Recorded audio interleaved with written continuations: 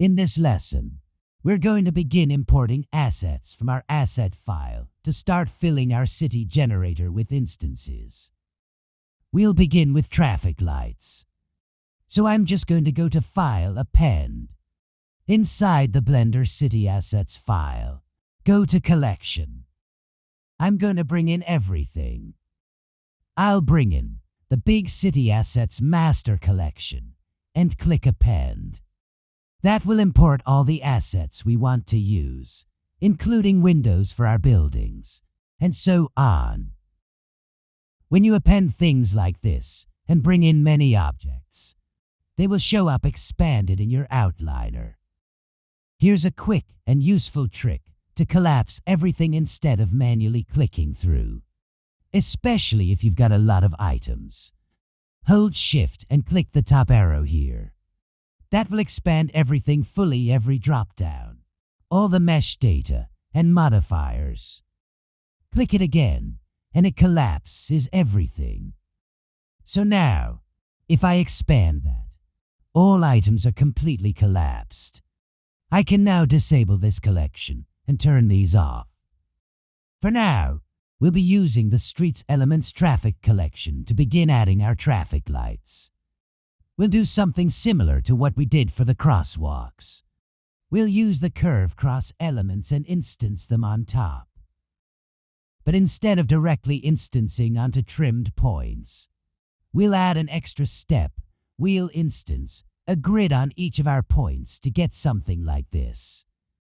Then we'll use those points to instance our traffic lights.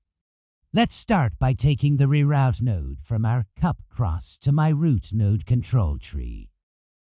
Move it into its own node group. Rename our imports. So, instances will be the output, and cars is what's coming in. Let's move this aside and, once again, keep everything neat and tidy. Actually, I want to pull these all the way over here just to keep things a bit cleaner. There we go. Instance is go into our join geometry. And I'll also make more room to spread these out a little. Let's go into our node group and name it Traffic Lights. Once again, we add a period to make sure it doesn't appear in our group inputs. Now, inside our traffic lights group, the first thing we want to do is create the base grid we'll instance onto. So, I've got a grid node. How big do we want our grid to be? It needs to be based on our road widths. Let's get our road width attribute. Just like with our crosswalks, we'll need to sample this so that we can plug road attributes into the grid's single value sockets. So let's sample the curve cross using our current road width and plug that into both X and Y on the grid. That gives us this result. Now I add an instance on points a node. We instance directly onto our curve with this grid mesh. Now we can see them here. It's a bit hard to see in semi-wireframe mode. But now we've got a grid that we'll use to instance our traffic lights. We need to make sure it's only 2x2 before bringing in the traffic light model. So, I want to convert this to a curve because I want to do exactly what we did with the crosswalks. Use the curve to points node with the rotation output to get the correct traffic light orientation. Like this, so they all face the right direction. But first, these are still instances, so we need to realize them. That converts them into meshes. You'll now see them as vertices, edges, and faces in the spreadsheet. Let's delete the up U, a node, and add a mesh to curve. On top of the realize instance is node. So now we've converted these into splines. One final thing we need to do before converting them to points is to make sure all the curve tangents are correct. Just like we had problems earlier with the curve tangents of our boundary and interior curves being different, this could also cause problems with traffic lights. If the curve flows this way, that's okay. That's the direction our traffic light should face. But if the curve flows the opposite way, then this traffic light might get rotated the wrong way. And we don't want that. We want to be sure all traffic lights face the correct direction. So let's take our group and unify all curve tangents to ensure proper orientation. Next, add a curve to points node to get points from our curves. Again, make sure this use is evaluated, so we only grab control points. Then, I add an instance on points node, and we're going to instance our traffic lights. To bring the traffic light model into our geometry nodes network, just hover over the collection and drag it straight into geometry nodes. This creates a collection info node that shows us the traffic light instances. Let's plug that into the instance as input. We're nearly in the right spot, but we also need to rotate them correctly. So we plug the rotation output into the rotation input. Still not quite what we want. Just like with the crosswalks, we need to rotate the instances properly. Let's start by rotating on the x-axis by 90 degrees. Then rotate on the y-axis by -45 degrees. Now they're almost correct. They're rotated properly and almost in the right place. Next, we'll need to move them into the final position. This positioning step will be procedural. Because the radius of the fillet curve used for the city block corners is based on sidewalk width. That means when we adjust the sidewalk width up or down, the traffic light's position will need to adjust too. So to move the traffic lights, let's proceed. Let's use a translate instances and make sure we leave it in local space so we can move the instances along their local axes. We'll need to combine X, Y, and Z so we can control the X and Y separately. Let's add a group input, and we'll take one of these values and bring it outside of the group. We'll rename this input to a sidewalk width. Now let's tab out of the group. In the modifier panel, we'll grab the sidewalk width and connect it to the sidewalk width input inside the traffic lights group. As we increase the sidewalk width, the traffic lights move. But obviously, this doesn't look quite right yet. The way we'll fix this is by using a map range node. It allows us to take a value, in this case, the sidewalk width, and remap it from a min-max range into another range of values. It's a really handy node. We'll set our input minimum to 1 and maximum to 5. That's the min and max range of our sidewalk width.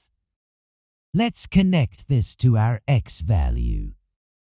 We'll say that when the input is 0, the output will be 7.5, and when it's at maximum, let's set it to 2.5.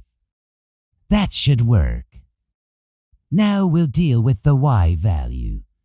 Use Ctrl-Shift-D to duplicate the map range node. Plug it into the Y value. I'll reset the input range to 0 for both min and max. Then for the output, let's make it -3 at minimum and -5 at maximum. So now, when we adjust the sidewalk width, the traffic light positions update accordingly. The last thing we need to do is get rid of the extra traffic lights that show up on the outer edges of the city, at our freeway junctions. If I go into edit mode and dissolve this edge here, we now have another three-way junction active. I'll now set the sidewalk width back to 3. What we need is a way to remove those extra traffic lights. We'll do this using a raycast node. I'm going to make some room here and add a raycast node. Raycast lets us plug in geometry, but it must be realized actual mesh geometry. We can't raycast with instances. So we'll connect our target geometry here, and based on the input we feed in, we can use these output sockets to check whether we're hitting geometry. If we are, we also gain access to a whole set of other attributes. We'll use our sidewalks as the target geometry. So let's open the group input and add this target geometry to the inputs. I'll move it above the sidewalk width input. Rename it to a sidewalk mesh. Then let's tab out of the group to get our sidewalk mesh. We'll reroute it from the join geometry node, where we've joined the inner and outer sidewalks. I'll drag that all the way down and plug it into our traffic lights input. Add a reroute node just to keep things tidy. Now, let's tab back into the group and preview our instances. We also need to change the viewport to instance and check the is-hit output from the raycast. None of them are hitting, everything is false. Why is that? That's because we moved the sidewalk mesh above where the points were created. So there's no Z fighting on the crosswalks. If we check the ray direction on the raycast node, we're sending the rays with direction 0, 0, -1.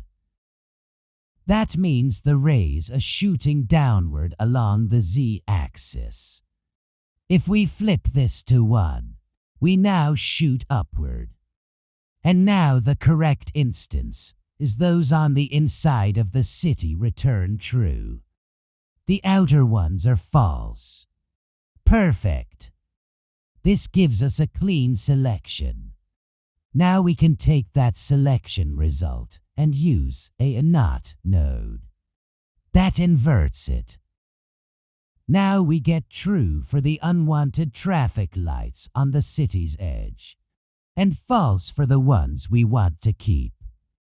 We'll use this as the selection input for a delete geometry node. Set it to instance spline instance. If we connect that to the selection input, the traffic lights we don't want are deleted. Only the ones on the correct junctions remain. While editing this video, I noticed a mistake that I want to fix quickly. Some of you probably already saw it, and you've been yelling at your screens for the last 10 minutes, calling me an idiot. This just proves that even experienced artists can make mistakes. The eagle-eyed among you may have noticed that when we imported the curve into our traffic lights group, We did it from the mesh to curve node. But the duplicate elements node that we added at the end of the last lesson was actually missing. That's because the crosswalk issue was something I only noticed after recording the traffic light lesson you're watching now. Thanks to video editing magic, I was able to add that at the end of the previous lesson.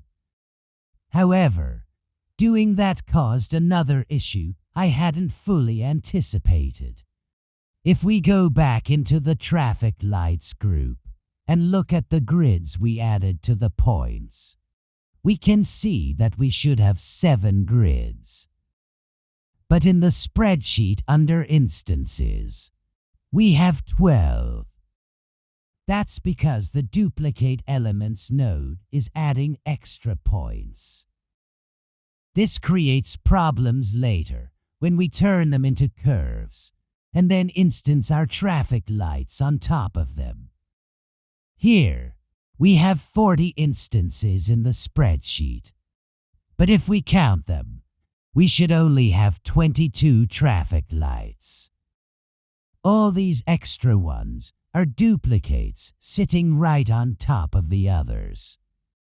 That's definitely not what we want. One option is to use a emerge by distance node after the realize instances node. That would solve the issue.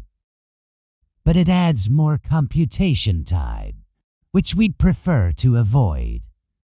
A better solution is to use the inverted selection from the separate geometry node before converting to curve.